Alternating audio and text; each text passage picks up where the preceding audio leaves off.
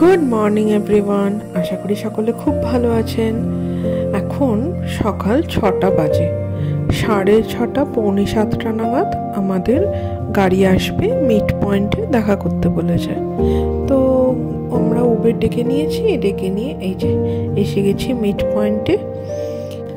আজকে সব থেকে স্পেশাল ডে, আজকে আমার জীবনের প্রথম সপ্তম আশ্চর্য দেখব। যাচ্ছি চিচিন ইৎজায়। খুব এক্সাইটেড আমি আজকের দিনটা নিয়ে। কি সুন্দর সানি মর্নিং দেখুন, আজকে ভীষণ সুন্দর দিন একটা, খুব ভালো মর্নিং স্টার্ট হয়েছে। এই যে আমাদের গ্রুপের বাকিজন, আর এই যে চন্দন আকৃতিকে তো আপনারা চেনেনই। তো আমাদের 7টা 7 ওয়ান্ডার আছে ওয়ার্ল্ডে। একটা হচ্ছে যে মাচু পিছু পেরুতে, second Pedro, third Rio, fourth Chichen Itza, fifth Taj Mahal, sixth great wall of China, seventh একটা কিছু আছে, সেভেন্থটা হলো দ্য কলোসেম, যেটা রোমে রয়েছে। চলুন আপাতত চিচিন ইৎজা দিয়েই স্টার্ট করি। বাকি 6টা ওয়ান্ডার জীবনে কোনো না কোনো সময় হয়তো দেখতে পাবোই। নিজের ইচ্ছা আর ভগবানের ইচ্ছা থাকলে সব সম্ভব হয়। চলুন যাওয়া যাক।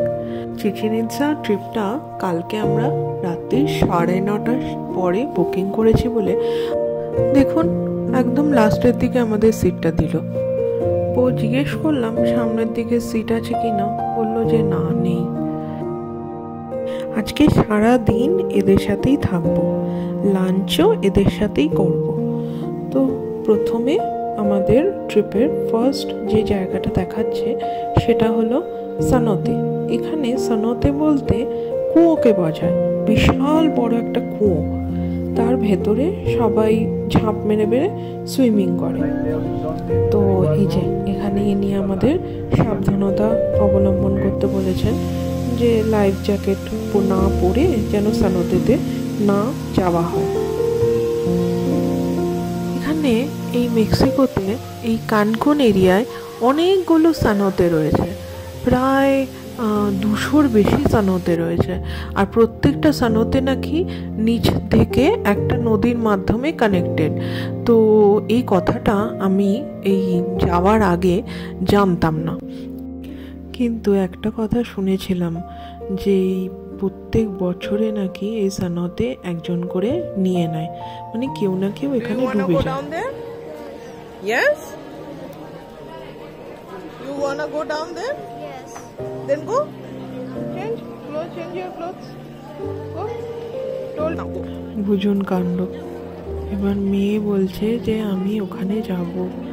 এবার ওর বাবা এখনো ভেবে যাচ্ছে যে ওখানে আদৌ আমরা যাবো কি যাব না। এখন আমরা ডিসাইড করতে পারছি না যে আমরা ওখানে নামবো কি নামবো না। সবাই মিলে কুহুকে বোঝানোর চেষ্টা করছে। Change my. Hey, वो नापे बोलते.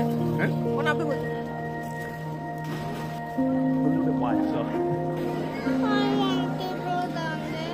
I want to go down there. You want to go down there? But come with me.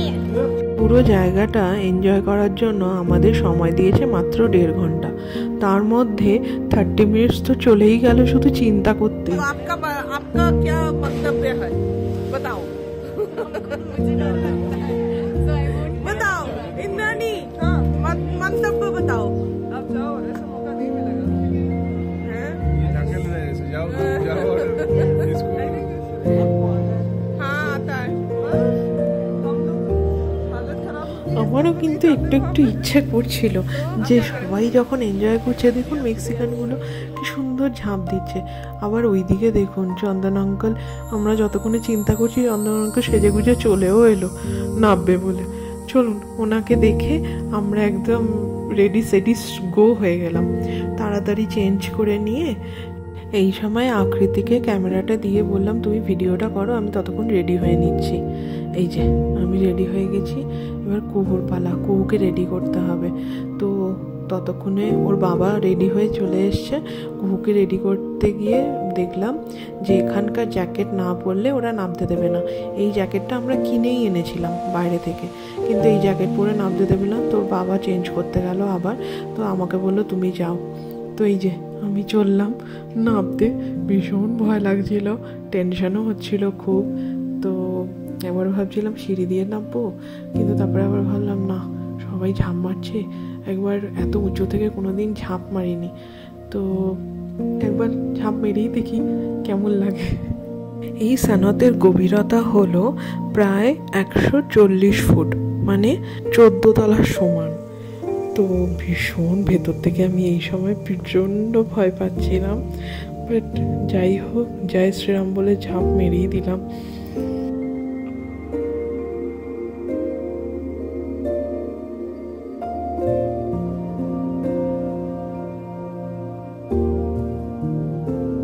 যেই না ঝাঁপ মেরেছি, ও বাবা, ফিল হলো যেন নিচ থেকে কেউ টানছে। এতটা জলের নিচে টান যে আমি ফিল করলাম যে আমি লাইফ জ্যাকেট পরে আছি, তাও যেন আমি নিচে ঢুকে যাচ্ছি।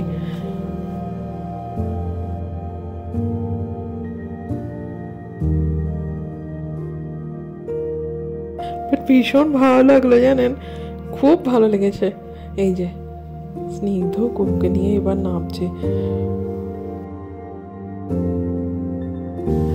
কোনো কারণে আমার লাইফ জ্যাকেটের ক্লিপটা খুলে গেছে, আর সেটা আমি খেয়ালই করিনি। স্নিগ্ধ আমাকে তাই উপর থেকে দেখতে পেয়েছে যে আমার ক্লিপ খুলে গেছে। খেয়াল না করলে একটা না একটা কাণ্ড আজকে হয়েই যেত।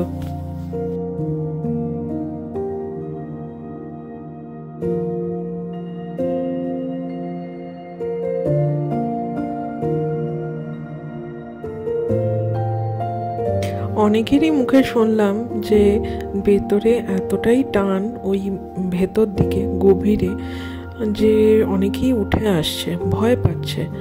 তো যাই হোক, আমি একটু সাহস করে একটু বেশি সময় ধরেই ছিলাম সানতের ভেতরে।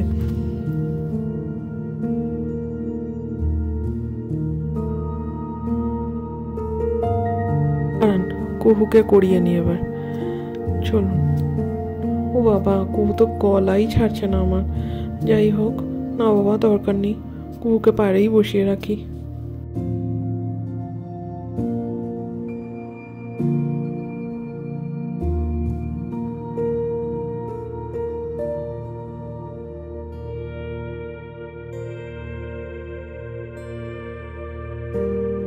স্নিগ্ধ সুইমিং জানে না, কিন্তু তবুও হাত পা ছটকেও ঠিক ম্যানেজ করে নিতে পারে। কিন্তু এই সানতের ভেতরে আমি যা টান দেখলাম, সেটা ওকে বলতে ও আর সাহস পেল না নামতে। বাবা দরকার নেই, স্নিগ্ধকে বললাম তুমি পাড়ে বসে বসেই চান করে নাও।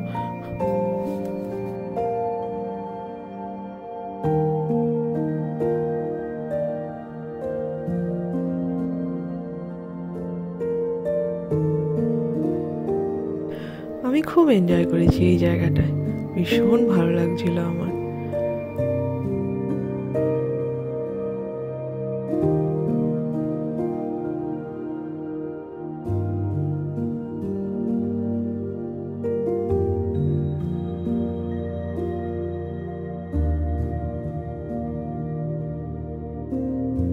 চলুন দুটো ছবি তুলে নিয়ে এবার উঠে পড়ি। সবাই উঠে গেছে, শুধু আমরাই বাকি রয়েছি। উঠতে গিয়ে খেয়াল হলো যে ওদিকে একটা দড়িও আটকানো রয়েছে। এই যে স্নিগ্ধ এই দড়ি ধরে ধরেই এনজয় করবে। দেখো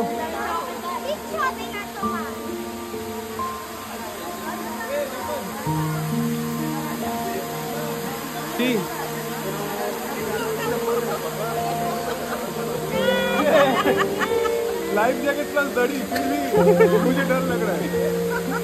उधर तक चल के जाओ।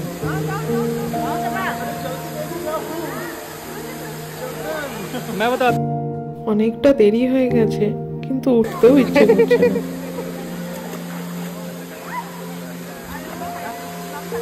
ताकि हमारे डर काम आए।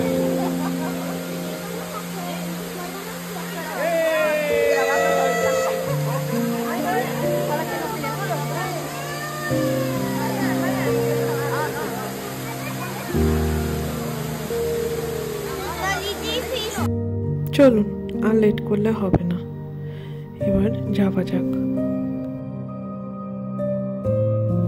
এসেছি আমরা একটা ভিলেজে, মায়ানদের ভিলেজ। এই ভিলেজের বৈশিষ্ট্য হলো এখানে সব যে প্রাচীন ভাস্কর্য বা ত্রিমাত্রিক শিল্পকর্মগুলো রয়েছে সেগুলো এখানেই তৈরি হয়। ভীষণ সুন্দর হাতের কাজ এদের। চলুন, এখানেই আমাদের খাওয়া দাওয়ার ব্যবস্থাও করা হয়েছে। পুরোটাই কিন্তু শ্বেত পাথরের তৈরি। কি সুন্দর কাজ দেখুন, ভীষণ সুন্দর হাতের কাজ। কিছুটা এগোতেই দেখলাম দুটো লেডিস এখানে বসে তরতিলা বানাচ্ছে। মেক্সিকানদের জন্য তরতিলা খুব প্রিয় খাদ্য। তরতিলা হলো এক রকমের ভুট্টার রুটি। মেক্সিকান যে টাকোসগুলো তৈরি হয় সেই টাকোসগুলো এই তরতিলার রুটিগুলো দিয়েই তৈরি হয়। দেখুন কি সুন্দর বানাচ্ছে, পুরো হাতের, কি সুন্দর গোলও হয়ে যাচ্ছে ছোট ছোট, দারুণ।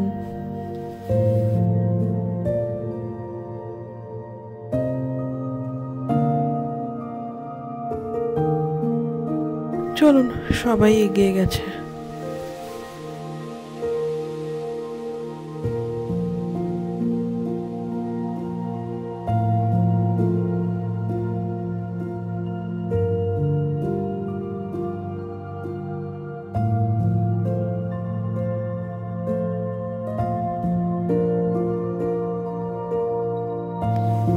চলুন, ডাকছে ওদিকে।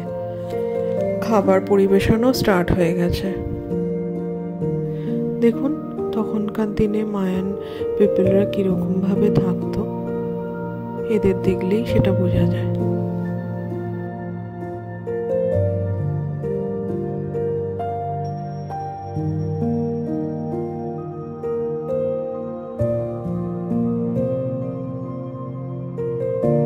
এখানে বাফেটের আয়োজন করা হয়েছে। মেক্সিকান টর্টিলার মধ্যে আমরা ফিলিংটা চিকেনের নিয়েছিলাম, প্লাস ফিশ ফ্রাই। এই দেখুন স্নিগ্ধ ফার্স্টেই ফিশ ফ্রাই ট্রাই করছে। কুহুর জন্য নিয়েছি একটু চাউমিন, একটু ফ্রাইড রাইস আর একটু চিকেন, ব্যাস। উপরি পাওনা বলতে এই যে দেখুন, খেতে খেতে মায়ানদের সেই আঞ্চলিক ডান্স।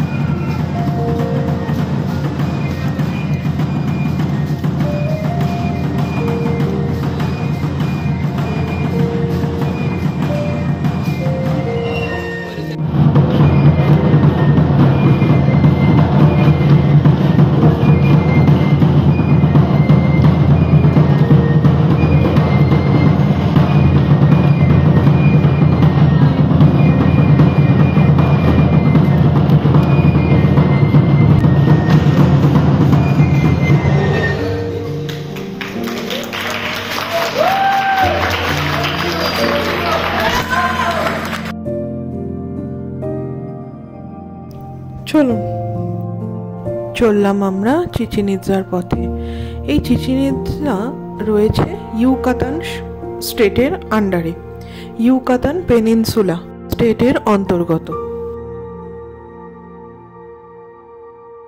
ইউকাতান স্টেটের বিশেষ একটা বৈশিষ্ট্য হলো যে ইউকাতান স্টেটের যখনই আমরা এন্ট্রি নিলাম ঠিক সেই সময় আমাদের টাইম 1 ঘন্টা পিছিয়ে গেল। মানে কানকুনে যদি এখন বাজে 2টো, তাহলে এখানে এখন বাজে 1টা।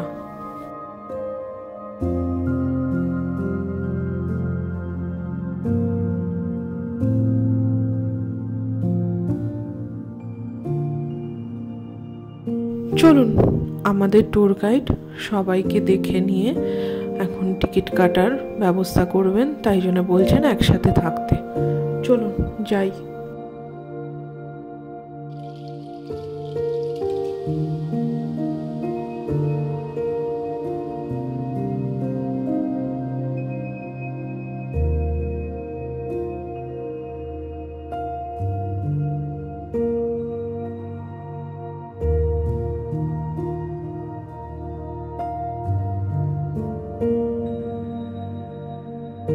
যেহেতু আমরা এখন মেক্সিকান রেসিডেন্ট কার্ড দেখাতেই ওরা আমাদের টিকিট দিয়ে দিল, কোনো পয়সা লাগেনি, ফ্রিতেই আমরা এন্ট্রি নিতে পারলাম।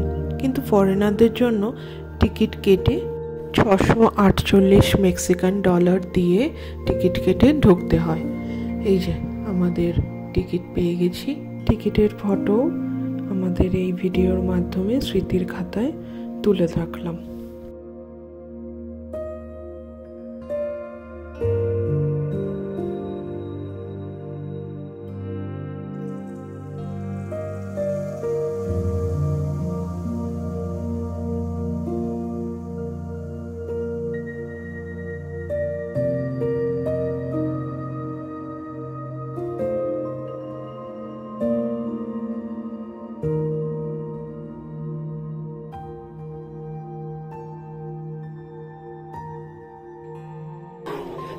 Hi guys, finally we reached Chichen Itza and it's too hot and it's too summery. Can't tell you. Yes. Oh my god.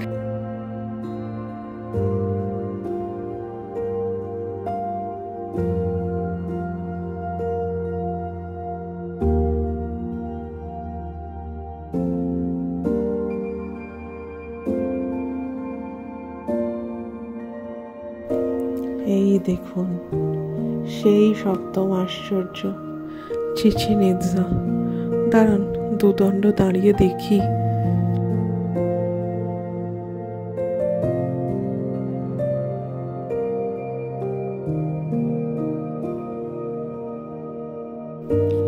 আমরা কি এক্সাইটেড দেখেছেন?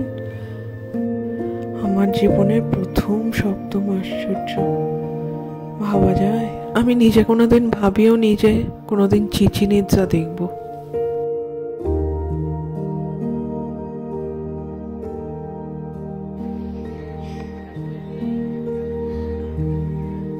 চলুন পিরামিডের আশেপাশের জায়গাটা একটু ঘুরে দেখি। এই পিরামিড আসলে হলো একটা মন্দির, কুকুলকান দেবতার মন্দির। কুকুলকান দেবতা হলেন মায়ানদের সর্পদেবতা। চিচেন ইৎজা একটা শুধু পিরামিড নয়, একটা গোটা পুরো শহর। এই শহরে রয়েছে একটা টেম্পল, আর টেম্পল অফ ওয়ারিয়ার, একটা সানাতে, আর বলকোট যেখানে গেম খেলা হতো। চলুন সেখানেই যাচ্ছি, দেখে আসি। এই যে সেই বলকোট। এই পিরামিডের আর এক নাম হলো এল কাস্টিলো। এই বলকোটে একটা অদ্ভুত রকমের গেম খেলা হতো। রাজা সেই খেলা খেলাতেন তার প্রজাদের দিয়ে। সামনে যে দুপাশে দুটো বড় দেয়াল দেখছেন, সেই দেওয়ালের উঁচুতে দেখুন দুটো বড় বড় হোল লাগানো আছে। সেই হোলগুলোর ভেতর দিয়ে একটা পাথরের বড় বলকে ক্রস করাতে হবে। এটাই ছিল মূল খেলা। খেলার প্রধান নিয়ম ছিল এই খেলাতে হাতের ইউজ করা যাবে না, করতে হবে হাঁটু। হাতের কোনোই ইউজ করতে পারেন, কাঁধ ইউজ করতে পারেন, কিন্তু কোনো প্রকারভাবেই হাতের ইউজ করা যাবে না। কি অদ্ভুত না খেলাটা! এরমভাবে কি করে ক্রস করবে বলটা, আমি তো সেটাই ভেবে পাচ্ছি না। দাঁড়ান বোঝানোর জন্য আপনাদের একটা পিকচার দেখাই। এই দেখুন, এরকম হাতের কনুইয়ের ওখানে বেল্ট বেঁধে ওরা এই খেলাটা খেলতো। খেলার নিয়মের থেকেও অদ্ভুত ছিল এই খেলার পরিণতি। যে টিম জিতত সেই টিমের ক্যাপ্টেনের মাথা দেহ থেকে আলাদা করে দেওয়া হতো। আর সে এটা করতো, খুশি খুশি করতো, কারণ তার পরিবার, তার মৃত্যুর পর তার পরিবারের একটা সুন্দর জীবনযাপন কাটাবে বলে। তার বাচ্চা, তার সন্তান সন্ততি যারাই থাকতেন, তারা এলিট ক্লাসের একটা মেম্বারশিপ ওনারা পেয়ে যেতেন, রাজার সান্নিধ্য পেতেন, তাকে একটা বেশ সুন্দর পরিবেশ দেওয়া হতো, খুব সুন্দরভাবে তার পরিবার জীবনযাপন করতেন।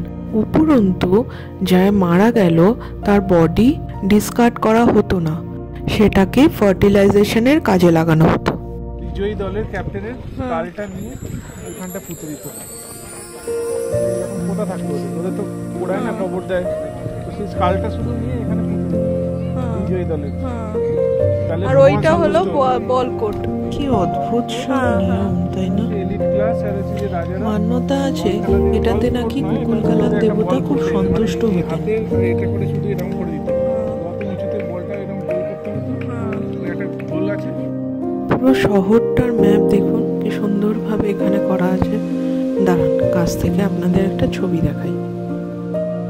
এই দেখুন মাঝখানে রয়েছে টেম্পল, টেম্পলের বাঁ দিকে রয়েছে বলকোট, ডান দিকে রয়েছে টেম্পল অফ ওয়ারিয়ার, আর পেছনে রয়েছে দ্য এল ক্যারাকল, যেটা অবজারভেটরি, যেটাকে দূরবীন হিসেবে, যে জায়গাটাকে ওরা দূরবীন হিসেবে কাজে লাগাতো।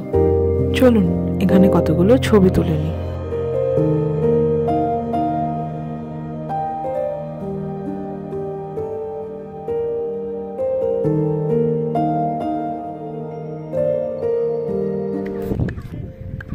আর একটা বিস্ময়কর বিষয়বস্তু কি জানেন, এখানের চিচিন ইৎজার পিরামিডের যে সিঁড়িগুলো রয়েছে সেই সিঁড়ির সামনে এরকমভাবে হাততালি দিলে একটা কুয়েতশাল পাখির আওয়াজ শোনা যায়।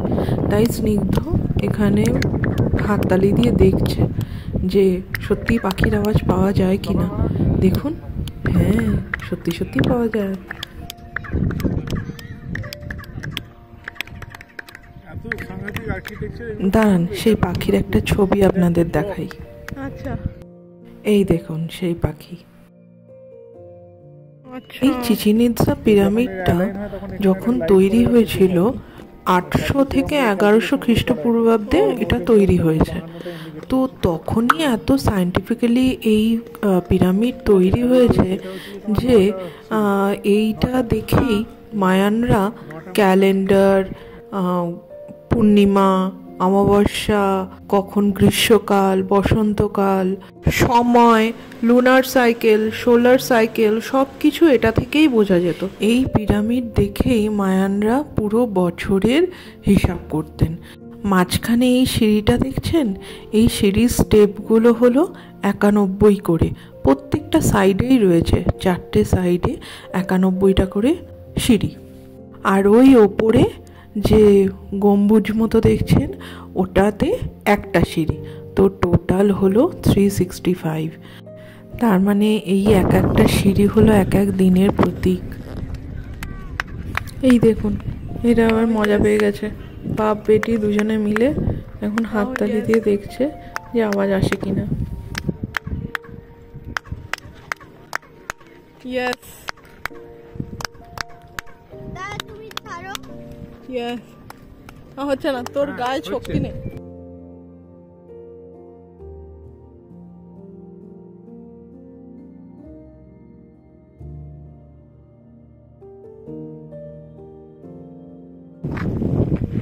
সূর্যের আর চাঁদের, এই চাঁদের ওই আলোগুলো পড়ে এই এই কোন কর্নার থেকে যে যেটা ছায়াটা পড়ে এরকম একটা ত্রিভুজ আকৃতি। এই যে এইটা থেকে কিছু একটা গণনা করে এরা ওদের মায়ান ক্যালেন্ডারের, মানে পুরো এটা সায়েন্টিফিক। এই যেটা আছে এটা হচ্ছে যে ওদের গড, মানে গডকে, এটা হচ্ছে যে গড, ওদের যে ভাঙড়ের মতো মুখ, আচ্ছা এটা ওদের গড। ও আচ্ছা, গডকে হচ্ছে যে এটা রিপ্রেজেন্ট করে। প্রত্যেকটা জায়গায় যেগুলো স্যাক্রিফাইস স্যাক্রেড জায়গা সেগুলো এই তো ডট, এই তো ডট, যেটা হ্যাঁ। sacred। এই তো ডট, এই তো ডট। এই যে পাখির আওয়াজ। হ্যাঁ কাম কুহু কাম। বসতো এখানে কমার্শিয়াল এরিয়াও এটা হচ্ছে যে Political? Political area, political area, আচ্ছা তারপরে হচ্ছে যে তোমার এডুকেশনাল এরিয়া, আচ্ছা Play plus area. Time area, মানে সব থেকে area. বেরিয়া রাজা ওইখান থেকে বসতো আর এখানে টাইম দেখতো এখানে টাইম দেখতে কটা বাজে, আর এখানে কখন কি হবে, মানে কখন অমাবস্যা হবে, কখন পূর্ণিমা হবে সেটাও বোঝা যেত। ভেনাস আসবে, কখন হ্যাঁ মানে বৃহস্পতি গ্রহ আসবে, সমস্ত কিছু এটা থেকে দেখা যায়। হ্যাঁ অদ্ভুত এই পিরামিড, তাই না? আর ওই ওপরে যে ঘরটা রয়েছে গম্বুজের মধ্যে, ওই ঘরের একটা চাকমুলের প্রতিকৃতি রাখা আছে। দাঁড়ান আপনাদের ছবি দেখাই। এই দেখুন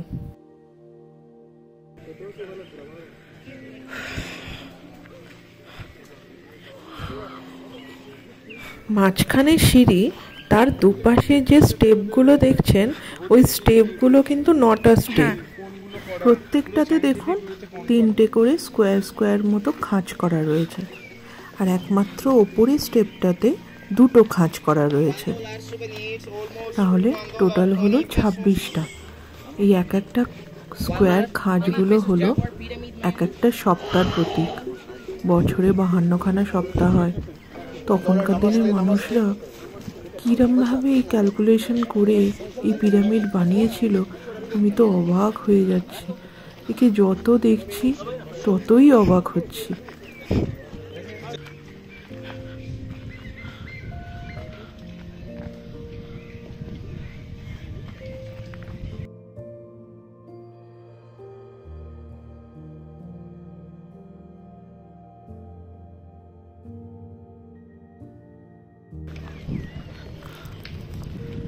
পৃথিবী যে গোল, মানে ওই যে স্কোয়ারটা দেখলে এরকম এরকম এরকম সূর্যের আলো, পৃথিবী যে গোল ওটা থেকে বোঝা যেত, কারণ ওই টাইমের সঙ্গে ছায়া চেঞ্জ হতো। তুমি যদি ফ্ল্যাট হতো তাহলে ও লাভলি।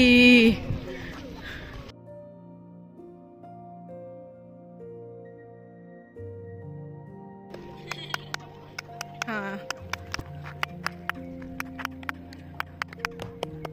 করো। রেডি।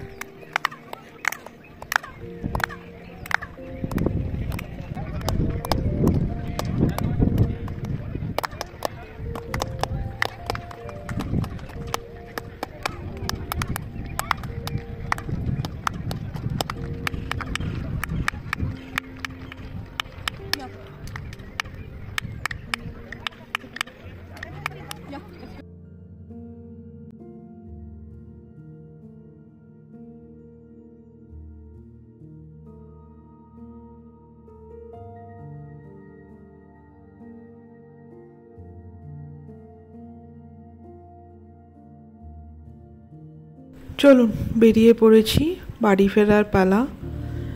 এখন বাজে সন্ধে 6টা। এখান থেকে প্লায়া দেল কার্মেলের দূরত্ব প্রায় 3 ঘন্টা। তো পৌঁছাতে পৌঁছাতে ওই 9টা নাগাদ হবে। চলুন তাহলে আজকের ভিডিওটা এখানেই শেষ করছি। যদি ভিডিওটা ভালো লেগে থাকে একটা লাইক করে দেবেন, আর ভিডিওটা কেমন করেছি, কেমন হলো নিশ্চয়ই জানাবেন। সবাই খুব ভালো থাকবেন, আনন্দে থাকবেন। দেখা হবে পরের একটা ভিডিওতে।